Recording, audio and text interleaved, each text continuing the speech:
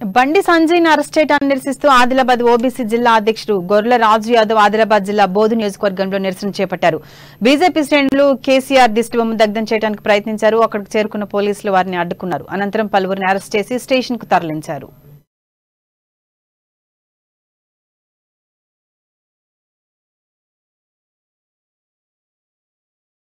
Bharatiya Janata party పిలుపు మేరకు మా భారతీయ జనతా పార్టీ ప్రధాన కార్యదర్శి గుజ్జుల ప్రేమేందర్ రెడ్డి గారు మరి ఇచ్చిన పిలుపును ఆదేశాలని మేము చేయగా మరి ఈ రోజు కేసీఆర్ దిష్టిబొమ్మను రాష్ట్ర ప్రభుత్వ దిష్టిబొమ్మను ఈ అనైతికంగా ఈ విధంగా అరెస్టు చేయడం ప్రజాస్వామ్యానికి గొడ్డలి. మరి ప్రజాస్వామ్య వ్యవస్థలో డెమోక్రసీ ఉన్నదా లేదా అనేది ఎవరికి తెలియనటువంటి ఈ రోజుల్లో అందరికి తెలిసినటువంటి రోజుల్లో మరి ఈ రోజు బండి సంజయ్ కుమార్ అకారణంగా 8వ తారీఖు నాడు ప్రధానమంత్రి గౌరవనీయులు నరేంద్ర మోడీ గారు రాష్ట్రానికి సికింద్రాబాద్ రైల్వే స్టేషన్ పునరుద్ధరించడానికి వందే భారత్ రైలు ప్రారంభించడానికి వస్తున్న సందర్భంలో ప్రజలను బండి సంజయ్ గారు బయట ఉంటే ప్రజలను మోటివేషన్ ఎక్కువ చేస్తాడు, ఆ సభ సక్సెస్ కావద్దు అనే దురుద్దేశంతో ఇది చేసి మరి